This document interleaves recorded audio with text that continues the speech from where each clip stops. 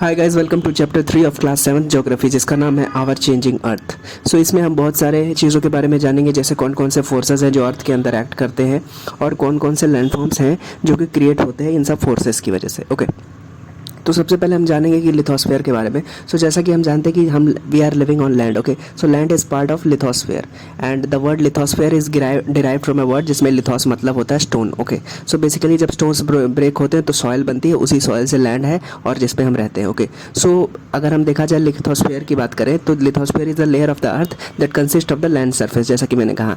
And this lithosphere consist of crust plus upper mantle. So crust plus upper mantle is equal to lithosphere. जैसे अगर आप देखेंगे interior of the अर्थ में, तो earth के basically 3 layers होते हैं, crust, mental, core. Okay, so जो टॉप मोस्ट लेयर है ऊपर का सरफेस उसे क्रस्ट कहते हैं, उसके बाद आएगा मेंटल, और जो सबसे बीच में अर्थ का जो सेंटर ऑफ द अर्थ के पास का जो लेयर है, कोर। ओके, सो ये बेसिकली जो मेंटल और कोर है उसके अंदर मॉल्टन मटेरियल, मेटल्स जो आयरन, निकल, ये सब सेमी सॉलिड फॉर्म में बहते रहते हैं। ओके, सो जैसा कि हम जानते हैं कि lithosphere is made up of crust and upper mantle. So जो लिथोस्फीयर है it is made up of some plates. Okay, जिसे हम टेक्टोनिक प्लेट्स कहते हैं। So the lithosphere is broken into a number of plates which are known as lithospheric plates या tectonic plates. So ये जो plates हैं मॉल्टन magma, जैसे मैंने कहा मेंटल और कोर में है, तो मॉल्टन मैग्मा के ऊपर, एस्थेनोस्फीयर के ऊपर, जिसे हम कहते हैं सेमी सॉलिड फॉर्म में है, उसके ऊपर ये प्लेट्स घूमती रहती हैं। तो फिर क्या होता है ना कि जब ये प्लेट्स हमेशा कुछ मिलीमीटर हर साल मूव करती रहती है, धीरे धीरे मूव कर ही रही हैं पूरे अर्थ के इंटीरियर ऑफ द अर्थ में, तो जब ये मूव करती हैं, तो जब ये कभी जगह प्रोवाइड करती है ना, तो जो मॉल्टन मटेरियल है अर्थ के बाहर आ जाता है, जिसकी वजह से भी बहुत सारे लैंडफॉर्म्स का क्रिएशन होता है। वो हम चीज़ें अभी आगे पढ़ेंगे। तो हम जानते हैं कि the molten magma inside the earth causes the plates to move to 5 millimeters every year. Okay, so the movement of the tectonic plates causes changes on the surface of the earth. जैसे मैंने कहा कि tectonic plates मॉल्टन magma के ऊपर move कर रहे हैं, उसकी वजह से अर्थ के सर्फेस पे भी बहुत सारे चेंजेस होते रहते हैं। So the earth's movements can be divided on the basis of forces which cause them. तो अर्थ के अंदर एक टाइम पे बहुत सारे फोर्सेज एक्ट करते हैं उसे। Okay, so the earth's movement can be divided on the forces of on the basis of forces that come. तो इसी फोर्सेज की वजह से अर्थ के ऊपर बहुत सारे मूवमेंट्स होते रहते हैं। तो दो टाइप ऑफ फोर्सेज होते हैं जो ये मूवमेंट्स को कॉज करते हैं। तो बेसिकली 2 टाइप ऑफ फोर्सेज होते हैं। The first one is endogenic forces and the second one is exogenic forces. Okay, so endogenic forces जो होती हैं they act in the interior of the earth and exogenic forces act on the surface of the earth. So the word endo means inside and the word exo means outside. Okay, and genic means origin. So endogenic forces have origin inside the earth and exogenic forces have origin outside the earth. Okay, अभी हम जानेंगे कि endogenic forces के कौन कौन से types हैं। Okay, सो अर्थ पे फोर्सेस एक्ट करते हैं, उनकी वजह से अर्थ पे मूवमेंट्स होते हैं। अभी हम जानेंगे फर्स्ट जो है एंडोजेनिक फोर्स, जो इंटीरियर ऑफ द अर्थ में एक्ट करता है, अर्थ के पृथ्वी के अंदर एक्ट करता है, उसके कौन कौन से टाइप्स हैं। तो endogenic forces can be of 2 types. The first one is sudden forces, the second is diastrophic forces. Okay, so जो सडन फोर्सेज हैं उसमें कौन कौन से फोर्सेज हो सकते हैं, जैसे it can be earthquake, it can be volcano, it can be landslide. Okay, ये सडन फोर्सेज हैं, अचानक से आती हैं और ग्रेट डैमेज कॉज करती हैं। सेकंड फोर्सेज हैं, सेकंड जो एंडोजेनिक फोर्स है, सेकंड टाइप, वो है डायस्ट्रोपिक फोर्सेज। ये स्लो फोर्सेज है। ओके, तो पहला सडन फोर्स, दूसरा स्लो एक्टिंग फोर्स है। तो स्लो एक्टिंग फोर्सेज ये डायस्ट्रोपिक फोर्सेज होते हैं, जैसे कि बिल्डिंग माउंटेन्स। तो ये डायस्ट्रोपिक फोर्सेस माउंटेन्स को बनाने में भी काम करती हैं, मदद करती हैं। ओके, अभी हम सडन फोर्सेस में जो फर्स्ट है अर्थक्वेक और वॉल्केनो, उसके बारे में पढ़ेंगे। तो the first one is volcano. Okay, so volcano क्या है, जैसे आप इस फिगर में देख पा रहे हैं, ये खुद के मेरे हैंड रिटन नोट्स हैं। सो ये सारी चीज़ें आप बुक से भी पढ़ सकते हैं, लेकिन ये मेरे से पढ़ाने में आपको ईजी ये इसलिए है क्योंकि मैं पूरा टॉपिक आपको पूरा चैप्टर 10-15 मिनट में, 20 मिनट में कर दूंगा। लेकिन अगर आप खुद चैप्टर पढ़ने जाएंगे तो आपको 2-3 घंटे लगेंगे। So I am saving your time and these are all my handwritten notes, so you can rely on it very like comfortably. Okay, so the first one is volcano. Okay, so volcano क्या है, जैसे हम ज्वालामुखी कहते हैं हिंदी में। So volcano is a vent in the earth crust through which molten material erupts. Okay, so volcano है, volcano के अंदर मैग्मा रहता है। ओके, ये जो molten material, semi solid material रहता है, वो सेमी लिक्विड फॉर्म में घूमता रहता है। लेकिन जब यही मॉल्टन मटेरियल ना अर्थ के सरफेस पे आएगा तो उसी मैग्मा को हम लावा कहते हैं। ओके, सो दोनों में कुछ फ़र्क नहीं है, बस लावा अर्थ के सरफेस पे आने पे हम बोलते हैं। तो ज्वालामुखी से जो चीज़ें बाहर निकलती हैं। Okay, so a volcano is a vent in the earth surface, went यानी कि छेद। ओके, सो जैसा कि आप इस फिगर में देख पा रहे हैं कि ये वॉल्केनो के अंदर साइड्स में ये वेंट है, जो रास्ता है जहाँ से जब मैग्मा चैम्बर में जब टेम्परेचर और प्रेशर में कुछ चेंजेस होंगी तो ये बाहर आएगा, मॉल्टन मटेरियल बाहर आना चाहेगा। तो जब ये वेंट के थ्रू बाहर आएगा तो इस मैग्मा को हम लावा कहेंगे। ओके, और अब जो फिगर में सबसे नीचे आप देख पा रहे हैं जहाँ पे लाल रंग का ये पूरा मैग्मा चैम्बर है, इसके अंदर बहुत सारा मैग्मा स्टोर है। ओके, साथ ही साथ आप इस फिगर में ये भी देख पा रहे हैं कि ऊपर के पास में क्रस्ट है और उसके नीचे मेंटल का सरफेस है। ओके, साथ ही साथ you can also see the ashes which are erupting. So ashes are erupting from the crater, जो ओके, सो जो टॉप पे आप देख पा रहे हैं क्रेटर, तो crater basically mouth of the volcano होता है। तो माउथ ऑफ द वॉल्केनो से गैसेस बहुत सारी और एशेज, राख, बहुत सारी चीज़ें बाहर आती हैं और यहाँ बाहर आने के बाद में कुछ तो एटमॉस्फेयर के अंदर जाती है और हार्मफुल गैसेज रहती है जैसे सल्फर डाइऑक्साइड और ये सब गैसेज, और ग्रीन हाउस इफेक्ट कॉज करती हैं और ग्रेट पॉल्यूशन कॉज करती हैं। और कुछ तो ये जो लावा है इससे फिर बाद में जब ये लावा ठंडी होंगी तो रॉक्स बनेगा और जब ब्रेक डाउन होंगी तो सॉइल बनेगा। Okay, so this is all about volcano. अभी हम नेक्स्ट पढ़ेंगे अर्थक्वेक के बारे में, जो कि नेक्स्ट सडन फोर्स है जो अर्थ के पे कॉज करता है, वो है अर्थक्वेक। सो अर्थक्वेक जिसे हम भूकंप कहते हैं, इसके बारे में पढ़ेंगे भूकंप क्या है और कैसे कॉज होता है। तो जैसे कि हम जानते हैं कि लिथोस्फीयर प्लेट से मिलकर बना हुआ है, टेक्टोनिक प्लेट्स या फिर लिथोस्फेरिक प्लेट्स जिसे हम कहते हैं। So when these plates move ना, so the surface of the earth vibrates. तो जब ये प्लेट्स मूव करेंगी surface of the earth vibrate होगा, साथ ही साथ ये वाइब्रेशंस पूरे अर्थ के सर्फेस पे घूमती रहेंगी। Okay, so these vibrations travel all around and these are vibrations are known as earthquakes. Okay, so जब टेक्टोनिक प्लेट्स मूव होंगी so surface of the earth vibrate होगा, क्योंकि अर्थ का जो क्रस्ट है वगैरह, ये लिथोस्फीयर है, ये तो प्लेट से ही मिलके बना हुआ है ना। तो जब प्लेट्स मूव होंगी तो ये अर्थ का सरफेस भी मूव होगा, वाइब्रेट करेगा। तो इसी कंपन को हम अर्थक्वेक कहते हैं। Okay, so the place in the crust where the movement starts is called focus. तो पृथ्वी के सरफेस मतलब ज़मीन से नीचे जहाँ पे जो अर्थक्वेक का सेंटर है, जो कंपन का सेंटर है, जहाँ से वाइब्रेशन स्टार्ट हो रही है, उसे हम फोकस कहेंगे। ओके, और उसी फोकस से अगर आप एक सीधी रेखा खींच देंगे 90 डिग्री पे, तो अर्थ के सरफेस के ऊपर ना जो जिस जगह पे वो सेंटर रहेगा उसी को हम एपिसेंटर कहेंगे। मतलब फोकस तो बेसिकली वो पॉइंट है कि focus is the origin of all the seismic energy. मतलब फोकस वो पॉइंट है जहाँ से वाइब्रेशन स्टार्ट हो रही है, जहाँ से अर्थक्वेक स्टार्ट हो रही है, लेकिन वो अर्थ के सरफेस के नीचे है। अभी हम उसी फोकस से एक अगर सीधी रेखा ड्रॉ करेंगे, मतलब एक 90 डिग्री एंगल अर्थ के सरफेस पे आएंगे, तो उस पॉइंट को हम एपिसेंटर कहते हैं। मतलब क्या कि आप एपिसेंटर पे अगर खड़े हैं ना, कि जो सेंटर ऑफ द अर्थक्वेक है वो एपिसेंटर अर्थ के सरफेस के ऊपर है, लेकिन अब उसी एपिसेंटर से अगर आप नीचे जाएंगे, मतलब कुछ किलोमीटर्स नीचे जाएंगे, तो फोकस आपको मिलेगा। मतलब फोकस और एपिसेंटर एक ही लाइन पे होती है। ओके, सो वाइब्रेशंस ट्रैवल एज वेव्स। तो वेव्स के फॉर्म में वाइब्रेशंस मूव करते हैं। कुछ लॉन्गिट्यूडनल वेव्स होती हैं जो हॉरिजॉन्टल वेव्स जिसे हम कहते हैं, कुछ ट्रांसवर्स वेव होती हैं जो कि 90 डिग्री पे होती है। Okay, so the places which are close to the epicentre suffer greatest damage. Okay, so epicentre हम शब्द इसलिए इस्तेमाल करते हैं क्योंकि ये अर्थ के सरफेस के ऊपर है, epicentre which is the centre of the earthquake. और फोकस जो बेसिकली क्रस्ट में, मतलब अर्थ के सरफेस के नीचे है। ओके, सो ये दोनों एक ही रेखा पे रहती है, जैसे मैंने बताया एपिसेंटर और फोकस। एपिसेंटर धरती के ऊपर रहता है, आप इसे बोलते हैं कि this is place is the epicentre of the earthquake.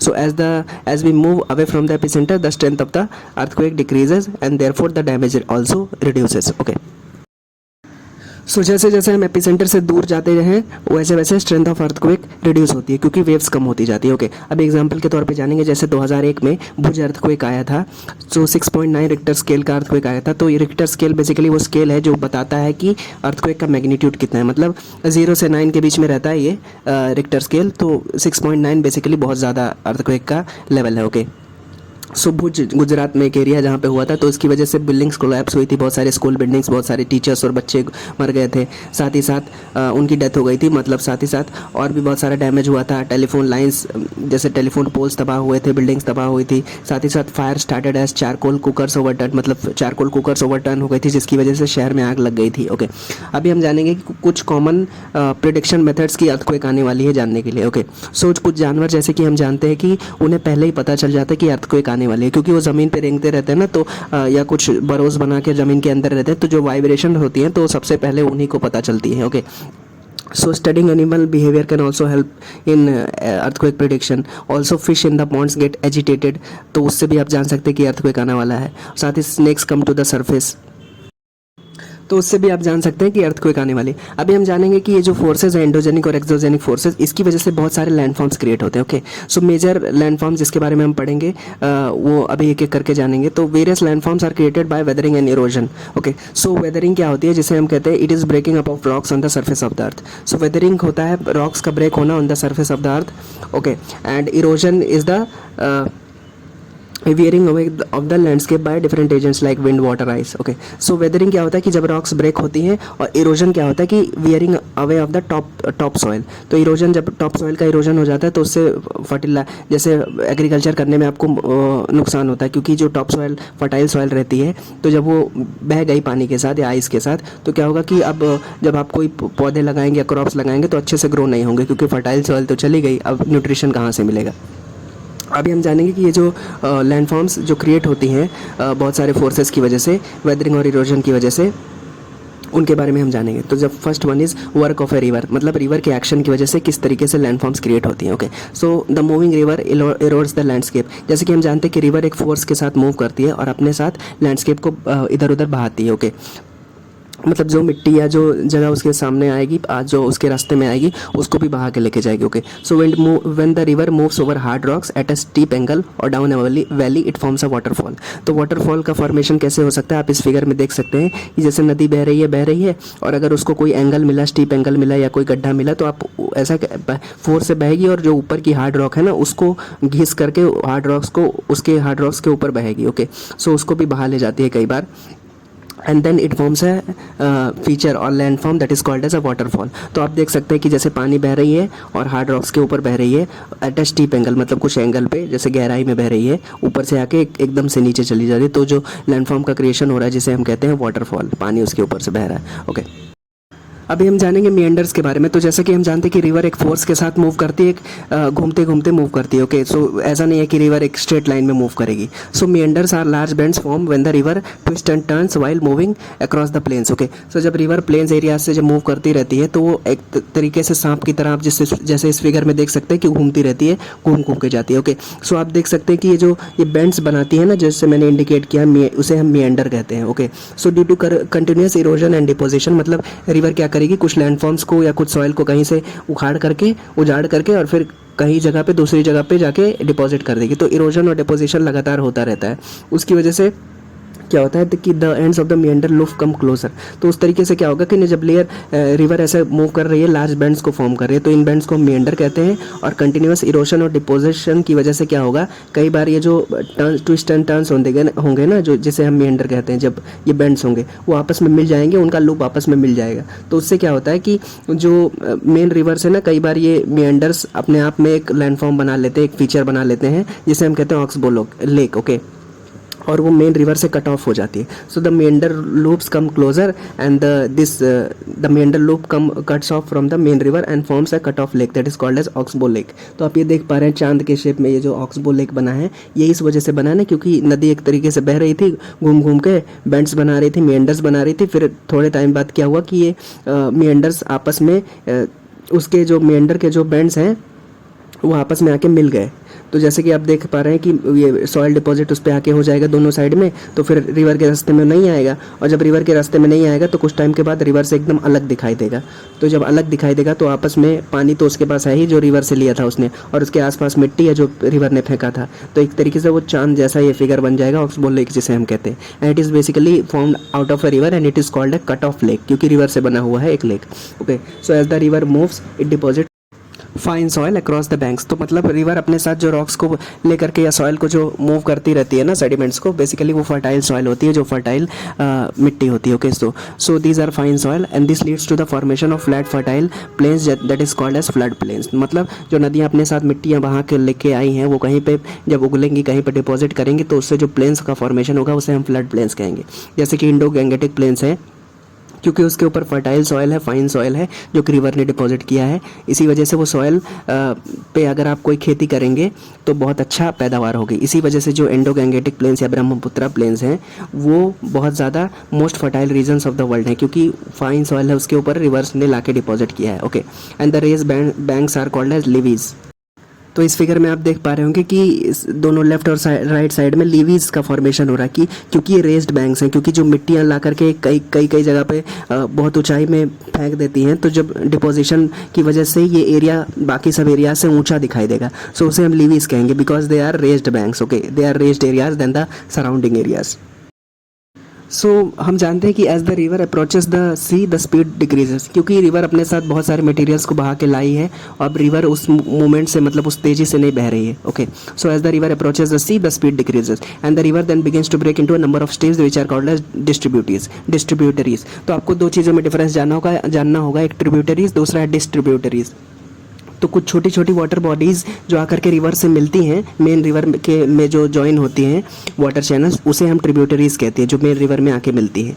और फिर जब रिवर समुद्र के पास या कोई बड़ी वाटर बॉडीज़, अपने से बड़ी वाटर बॉडीज़ के बाद पास में आकर के बहुत सारे ब्रांचेज में, ट्री के जैसे ब्रांचेज होती हैं, उसमें जब टूटती है, so the river breaks into a number of streams. Okay, and these are called as distributaries, क्योंकि ट्रिब्यूटरीज जो थी पहले आके मिल रही, तो डिस्ट्रीब्यूटरीज मतलब रिवर ब्रेक हो रही है। Okay, so each distributary forms at the mouth of the river and the river begins to deposit its load। मतलब जो रिवर अपने साथ लोड लेके आई है, इसी वजह से वो धीरे बह रही है।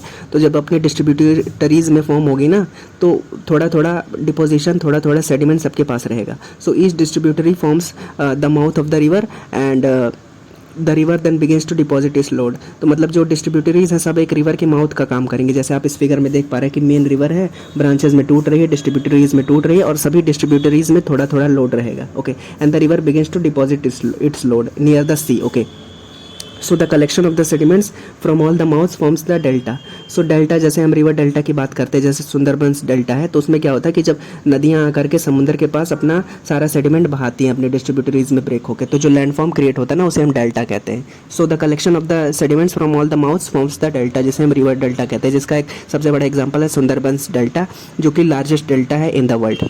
अभी हम जानेंगे कि वर्क ऑफ आइस, मतलब आइस की वर्क की वजह से, आइस के मूवमेंट की वजह से क्या लैंडफॉर्म्स क्रिएट होते हैं। ओके, सो जैसा हम जानते हैं कि glaciers are slowly moving rivers of ice, मतलब ग्लेशियर्स अपने साथ बहुत सारा आइस, हज़ारों टन आइस कवर कैरी करते हैं अपने साथ, और उसी ग्लेशियर से नदियों का फॉर्मेशन भी होता है। जैसे कि गंगोत्री ग्लेशियर्स माउंटेन्स में है, उससे गंगा नदी निकलती है, मतलब बहुत सारी नदियाँ निकलती है। यमुनोत्री ग्लेशियर से यमुना नदी निकलती है। Okay, so the glaciers are slowly moving rivers of ice and that erode the landscape, मतलब जब ग्लेशियर्स मूव करेंगी ना, तो अपने साथ जो मिट्टी है जो जिसके ऊपर वो बह रही है उसको भी बहा के लेके जाएंगे। एंड फॉर्मिंग डीप हॉलोज, मतलब गड्ढे गड्ढे फॉर्म होंगी, क्योंकि इरोड कर देंगी, वो बहा के लेके जाएंगी glaciers. Okay, so the material carried by the glaciers such as rock, sand, silt get deposit at some place, मतलब कहीं से अगर ग्लेशियर्स बहा के लेके जा रही हैं, उजाड़ के लेके जा रही हैं रॉक्स को, सैंड को, सिल्ट को, तो कहीं ना कहीं तो जा करके डिपॉजिट करेंगी ना। तो जहाँ पे डिपॉजिट करेंगी, सो दीज डिपॉजिट्स फ्रॉम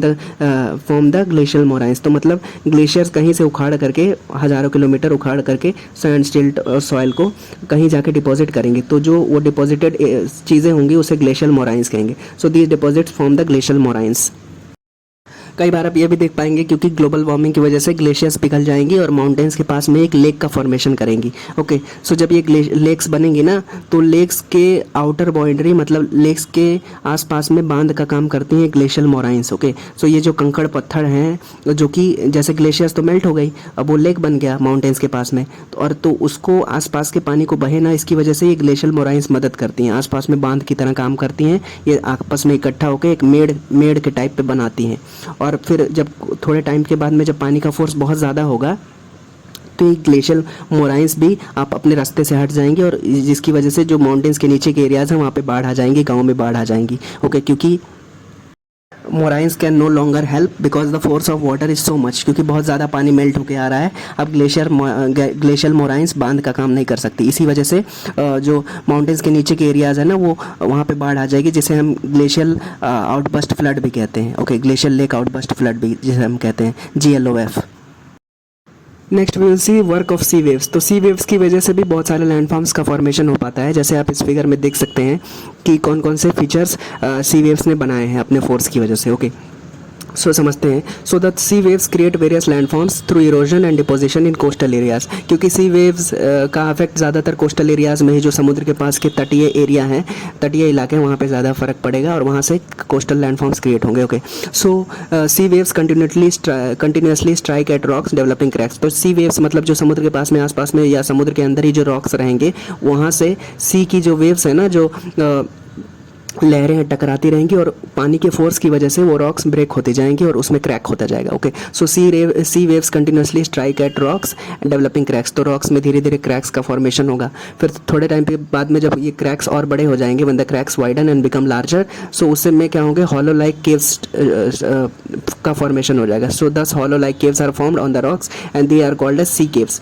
तो मतलब सबसे पहले जो पानी के फोर्स से, सी वेव्स की फोर्स की वजह से क्रैक्स बने, क्रैक्स के बाद में और जब क्रैक्स और बड़े हो गए तो उससे होल्स बना, जिसे हम सी केव कहते हैं, जिसे आप फिगर में देख पा रहे हैं। So when these caves also, when the caves cavities of the caves also become bigger, so only the roof of the caves remain. Okay, so उसके बाद में रूफ केव्स, जो केव्स हैं उनके खाली रूफ्स बचेंगे, केवल छत बचेगी, and they form sea arches.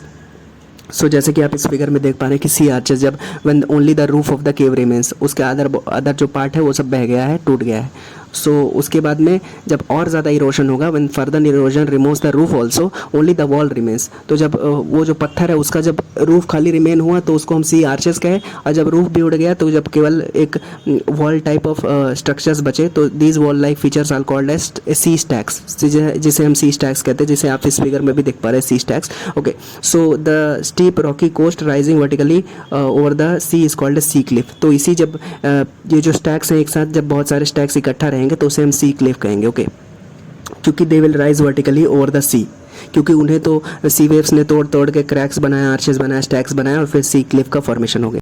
Okay, so next we will study about work of a wind. तो विंड की वजह से भी बहुत सारे लैंडफॉर्म्स का क्रिएशन होगा, जिसके बारे में हम पढ़ेंगे। Okay, so wind is also an important agent of erosion and deposition in desert areas basically, क्योंकि डेजर्ट एरियाज में ही आप देख सकते हैं कि विंड का ज़्यादातर फर्क पड़ेगा। So in desert areas we can see there is sand, रेत ही रेत रहती है, जैसे बाड़मेर, जैसलमेर वगैरह में आप देख सकते हैं, तो वहाँ पे सैंड ड्यून्स का फॉर्मेशन होता है। So in desert areas we can see rocks in the shape of mushrooms which are called as mushroom rocks. तो आप डेजर्ट एरिया में मशरूम रॉक टाइप स्ट्रक्चर आप देख पाते हैं, क्योंकि क्या होता है ना कि मशरूम रॉक्स कैसे बनेंगे, जैसे आपने मशरूम को देखा है ना, उसका नीचे का जो सरफेस रहता है वो नैरो रहता है और जो ऊपर का जो छतरी रहती है वो वाइडन रहता है। ओके, सो ये क्यों, कैसे ये क्रिएट होता है, ये लैंडफॉर्म कैसे क्रिएट होता है? सो when the wind moves it erodes only the lower part more than the upper part, मतलब लोअर पार्ट ज़्यादा इरोड कर दिया, अपर पार्ट कम किया, तो इसकी वजह से एक मशरूम रॉक टाइप का फॉर्मेशन हुआ। ओके, नेक्स्ट हम जानेंगे कि सैंड ड्यून्स क्या होते हैं। So sand dunes are low hill like structures formed when the moving sand deposits at one place due to wind. मतलब विंड की वजह से रेत बह रही है, मूव कर रही है, उड़ रही है और फिर कहीं एक जगह जा करके लो हिल लाइक स्ट्रक्चर बनाएगी, तो जिसे हम सैंड ड्यून्स कहेंगे। जैसे आप इस फिगर में भी देख पा रहे हैं सैंड ड्यून्स, मतलब विंड ने बहाया, हवा ने बहाया और हवा के फोर्स की वजह से रेत कहीं उड़ जा कर के एक जगह पे, जब विंड जब शांत हुई तो एक जगह जा कर के ये रेत गिरी, तो वहाँ पे सैंड ड्यून्स का फॉर्मेशन हुआ। Okay, so when the sand grains are very light wind transport them to large distances. मतलब ये ऑब्वियस सी बात है कि अगर सैंड हल्का रहेगा, रेत जितना हल्का रहेगा उतना ज़्यादा दूर तक हवा के फोर्स से जाएगा। ओके, और जो सैंड जो पार्टिकल्स जो भारी हैं वो ज़्यादा दूर तक नहीं जाएंगे, पहले ही नीचे गिर जाएंगे, तो सैंड ड्यून्स का फॉर्मेशन होगा। But when the sand grains are very light wind transport them to large distances. सो जब लाइट रहते हैं, उनका वजन कम रहता है, तो wind transport the sand particles to large distances. So when such sand is deposited in large areas it is called as loess. तो ये लोएस का फॉर्मेशन होता है जब विंड ये लाइट सैंड को मूव कराती है। Okay, so these were the few things in this third chapter of class 7th geography. I hope you understood it. If you have any doubts, you can ask in the comment section, and you can also give me suggestions. Okay, so thank you so much for watching. Bye bye. Please subscribe to my channel.